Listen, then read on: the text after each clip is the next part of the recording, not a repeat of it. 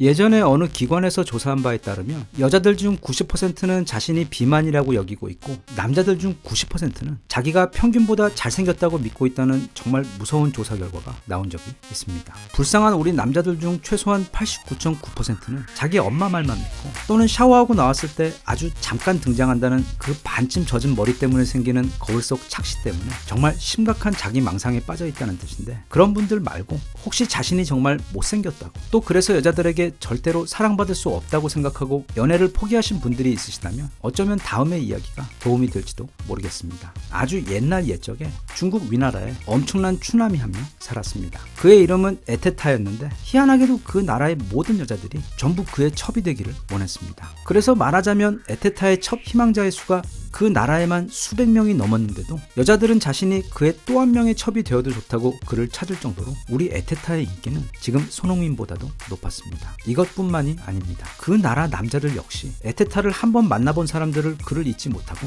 에테타 아리를 했다고 합니다. 그래서 한 번은 도대체 그의 매력이 얼마나 대단하길래 여자들은 그의 첩이 되지 못해서 안달이고 남자들조차 그를 잊지 못한다고 하는지 알아보았더니 에테타의 매력은 그의 외면이 아닌 내면에 있었습니다.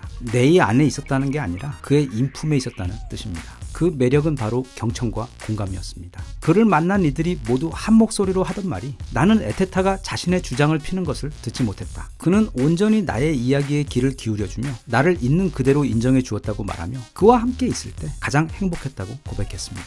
혹시 에테타가 그 당시 위나라에서 엄청난 건물주였거나 아니면 최신형 포르쉐 마차 같은 걸 몰던 사람이 아니었는지 그 부분도 한번 조사해 보아야 하는 게 아닌가 싶긴 하지만 장자가 전해주는 이 에테타 이야기는 분명 지금도 통용되는 아주 유용한 진실을 품고 있습니다. 왜냐하면 전 세계에서 가장 많은 사람들에게 성공적으로 친구를 만드는 방법을 가르쳐 주었던 데일 카네기가 상대방의 마음을 얻기 위해 가장 강조했던 그리고 가장 효과가 좋았던 방법들이 바로 무조건 상대방의 이야기에 경청하고 공감해주며 상대방의 있는 그대로의 모습을 인정해주고 꼭 상대방의 이름을 기억하고 불러주라는 것이었기 때문입니다. 사람이 나이가 들면 고전을 많이 찾게 되는데 정말 솔직히 말하면 그리고 특히 중국 고전들은 진짜 지루합니다. 새로운 이야기는 하나도 없고 완전 당연한 이야기를 계속 반복합니다. 그런데 한 가지 재미있는 게 우리가 건강을 지키기 위해서는 몸에 좋은 거 몇 개 더 찾아서 챙겨 먹는 것보다 평소에 계속 먹고 있는 몸에 나쁜 것들을 먹지 않는 게 중요하듯 인생에서도 새로운 지식을 배우는 것 이상으로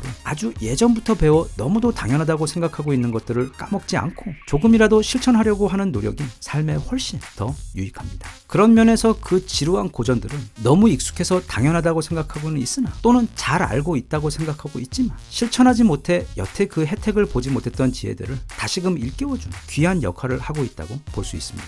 이 영상은 50에 읽는 장자라는 책을 소개하는 영상인데 책 제목대로 이제 인생의 거의 절반쯤 오고 보니 물론 에타타만큼은 아니겠지만 이제 거울 속 내 모습에서 남자로서의 핫한 매력은 전혀 찾아볼 수 없고 회사에서도 슬슬 퇴물 취급받기 시작하는 데다 집에서조차 그동안 밖에서 일에만 집중하며 살아오느라 가족들도 이제는 남들처럼 서먹서먹하게 느껴지는 또 그러면 아직 가장으로서의 책임은 그대로 남아있어 어깨 위 짐의 무게는 전혀 가벼워지지 않고 그대로인 혼란스럽고 외로운 시기를 지나는 분들에게 위로가 될 수 있는 장자의 이야기 28편을 모아 소개하는 책입니다. 이 책에 소개된 28편의 이야기를 종합해보면 그 주제를 딱 두 가지로 압축 정리할 수 있습니다. 첫째는 50이라는 나이와 따라오는 그 상실감과 외로움을 어떻게 하면 이겨낼 수 있는지에 대한 조언들이고 둘째는 어떻게 하면 나도 모르게 남들에게 볼썽사나운 꼰대가 되는 것을 피할 수 있는지에 대한 현실적인 조언들입니다. 그 두 가지 어려움에 대해 장자가 전하고자 하는 조언들을 정리하자면 다음과 같습니다. 일단 사람이 50 정도가 되면 가장 힘든 이유가 이제 사회에서 나는 아웃사이더가 되어버렸기 때문입니다. 20살 때는 학교 모임에서든 회사에서든 언제나 내가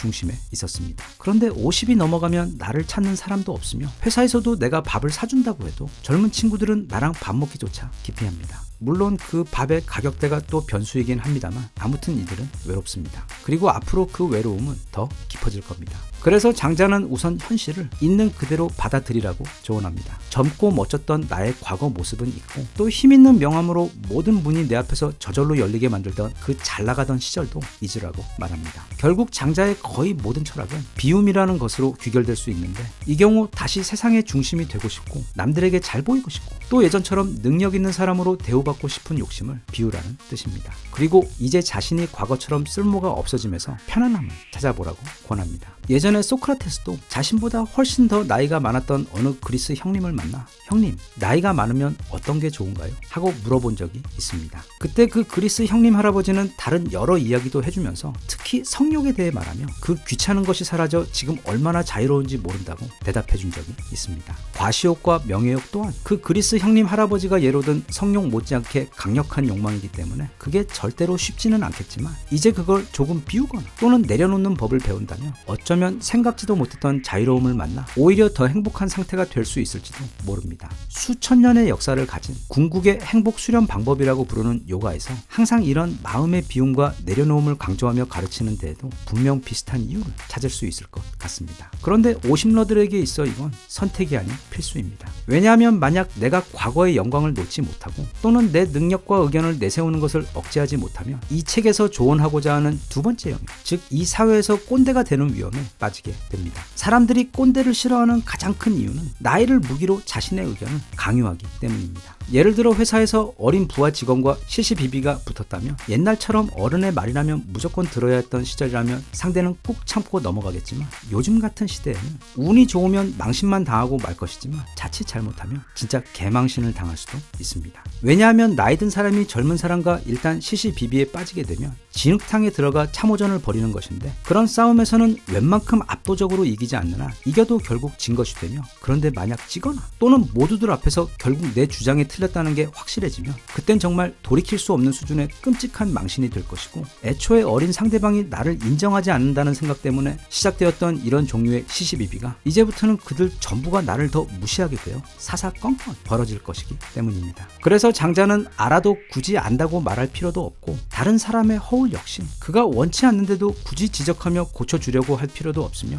무엇보다 내가 옳고 상대방이 틀리다는 섣부른 생각을 갖지 않도록 경계해야 한다고 조언합니다. 그래서 여기서 더 나아가 비록 상대방이 나보다 직급이 낮고 또는 나이가 어리더라도 적극적으로 배울 점을 찾겠다는 겸손한 마음으로 그들과의 대화나 관계에 임하다 보면 자연스럽게 실수를 줄일 수 있고 시시비비가 벌어지는 상황 또한 피할 수 있다고 당부합니다. 이런 조언들을 듣고 있으면 조금 서글프게 느껴질 수도 있을 텐데 어쩔 수 없습니다. 시간을 되돌려 다시 젊어질 수는 없기 때문에 이게 새로운 디폴트 상황이라는 것을 받아들이고 거기서 새로운 가치와 또는 기쁨을 찾을 수 있도록 노력해야 한다고 장자는 전합니다. 이 점과 관련하여 책이 담고 있는 감동적인 이야기가 한편 있는데 18살짜리 어느 여자 고등학생 이야기입니다. 2013년 5월 경기도에서 부모님께 편지 쓰기 대회가 열렸었는데 그때 대상을 탄 편지입니다. 내용을 요약하자면 다음과 같습니다. 학생의 집은 정말 가난해서 학교에 꼭 필요한 것도 부모님께서 해주지 못하신 적이 많았었는데 그에 대해 학생은 내게 다른 집들처럼 못 해주고 못 사줘서 미안하다는 말을 하지 마시라고.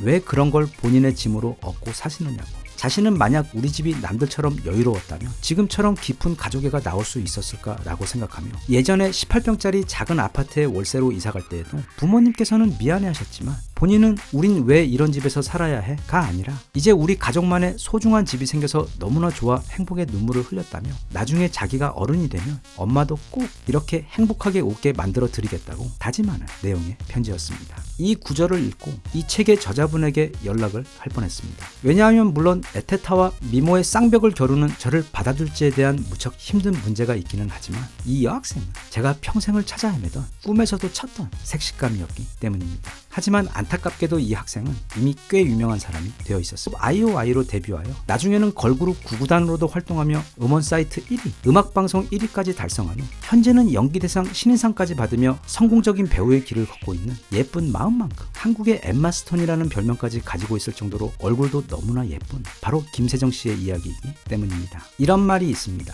이 세상에는 내가 가진 것보다 훨씬 적게 가지고도 훨씬 더 행복하게 사는 사람들이 있다고. 장자의 철학을 특정 지으면 그건 관점을 달리하여 세상을 보는 것입니다. 그래서 그 유명한 호접지몽도 나와 나비의 관점을 바꾸어 본 것이고 세상에서 가장 아름다운 여인이 물속을 보아도 물고기는 그 여인의 얼굴을 보고는 끌리는 것은커녕 물속으로 도망칠 것이라고 하며 물고기의 관점에서 이야기했으며 원숭이와 도토리의 이야기인 조삼모사 또한 장자는 같은 수의 도토리를 두고도 나중에 또는 일찍 받는 것에 따라 달라지는 그 상황의 관점 차이에 대해 이야기를 한 것처럼 세상을 또는 나 자신을 바라보는 그 관점을 지혜의 도움으로 살짝 비틀며, 그러니까 그게 돈이든 아니면 외모든 또는 나이든 간에 잃었다고 또는 약점이라고 생각하면 계속 화가 나고 억울한 생각이 들겠지만 분명 더 지혜로운 관점에서 그 상황을 새롭게 다시 바라볼 수 있다고 조언하고 있습니다. 영상 앞에 잠깐 소개한 데일 카네기 또한 어느 수필에서 신발이 없음을 불평하다 거리로 나갔는데 거기서 발이 없는 소년을 보았다는 깊은 울림이 있는 이야기를 전해준 적이 있습니다. 그리 많이 알려지지 않은 이야기로 사족을 조금 더 보태자면, 세계에서 가장 유명한 대중 연설가이자 동기부여 강연가였던 데일 카네기는 어릴 때 사고로 왼손 엄지손가락이 아예 없습니다. 그래서 그의 사진을 모두 찾아봐도 그의 다친 손이 찍힌 사진은 거의 없는데 여기 딱 한 장, 이 사진에서 공개하고 있습니다. 이때는 이미 이 손가락을 숨기기보다는 오히려 영광스러운 상처로, 즉 이런 장애에도 불구하고 그 오랜 세월 그 많은 사람들 앞에서 강연을 해온 자신의 모습을 마치 트로피처럼 당당하게 드러내고 있는 모습입니다. 수천 년을 이어져온 장자의 그 지루하고 당연한, 그러나 앞으로도 영원히 유효할 그 귀한 가르침대로, 또는 가지지 못한 것을 불평하기보다는 손에 쥔 작은 것에 감사할 줄 알며 부모님께 힘이 되어 주었고, 하마터면 자칫 제 섹시 후보가 될 뻔했던 배우 김세정 양처럼, 또는 감수성 예민한 그 어린 나이 때부터 엄지가 없이 살아왔음에도 오히려 사람들 앞에 나서 감동을 전하며 용기와 희망을 전하는 일로 세계 최고가 되었던 데일 카네기의 삶처럼 우리 모두들 과거는 잊고 늘 가진 것에 감사할 줄 알며, 무엇보다 콘테는 몰라도 절대 꼰대는 되지 않도록 나이를 들며 그에 걸맞는 공부도 찾아 친구 삼아 항상 자신을 다스렸으면 좋겠습니다. 대한민국 만세. 감사합니다.